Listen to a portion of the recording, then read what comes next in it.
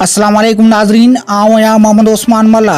सर्वेच news जे सभिनी ॾिसंदड़नि खे भलीकार। Bulletin में शामिल कंदासीं हिन वक्त जी हिकु अहम ख़बर।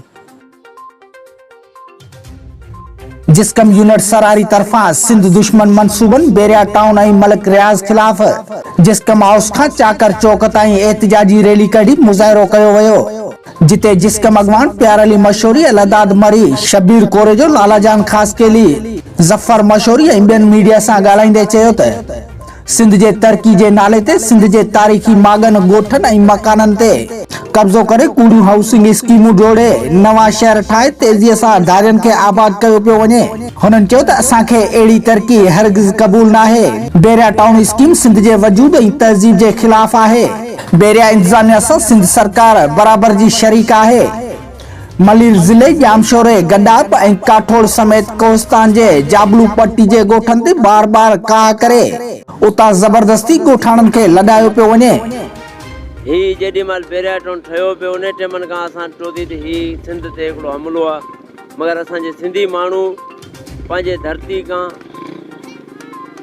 लातालुक थी जेके वेही रहिया आहिनि, हिकिड़े सिंधियुनि जा ॻोठ ठाहिया पिया वञनि, ॿिया सिंधी माठ करे वेठा आहिनि। असांखे सोचणु घुरिजे, अॼु जेको रुगो बेरिया टाउन वारा जेके मलीर जे सिंधी वस्तियुनि सां ई ज़ुल्म करे रहिया आहिनि, सुभाणे सॼे सिंध में इहो ई थी रहंदो। तव्हां ॾिठो हूंदो त टंडो आदम, शदापुर, सांगड़, ज़िलो, तोड़े सिंध जे हर शहर में वॾा वॾा जेके प्रोजेक्ट आंदा वञा पिया था सवे एकड़नि जा, इहो सिर्फ़ु सिंध ते वालार आहे। मगर आउं उन्हनि खे ॿुधाइण थो चाहियां त सिंध जो को बि गैरतमंद पंहिंजी धरती जो सौदो कोन कंदो।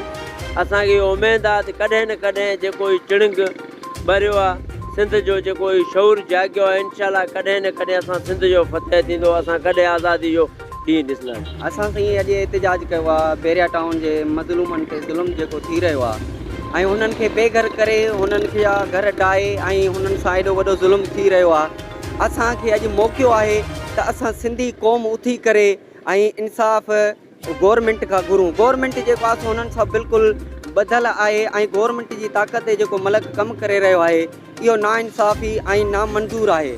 असां सिंधियुनि खे बि नामंज़ूर आहे, पर उन मज़लूमनि खे बि नामंज़ूर आहे जेके घर खां बेघर थी रहिया आहिनि ऐं उन जे ख़िलाफ़ को बि अॼु क़दम खणण लाइ गवर्नमेंट राज़ी न आहे।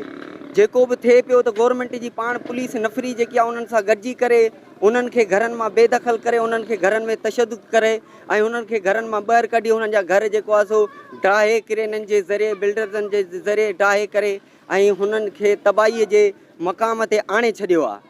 हुननि वधीक चयो त सुपर हाईवे जा ॿई पासा कब्ज़ो करे हिकु नओं इसराइल ठाहियो पियो वञे।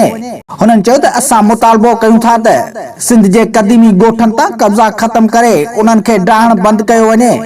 मलिक रियाज़ मथां ॻोठनि ते हमले ऐं ॻोठाणनि खे ज़ख़्मी करण ऐं सिंध जे गैर क़ानूनी ज़मीन ते कब्ज़े जो केस दाख़िल करे गिरफ़्तार कयो वञे।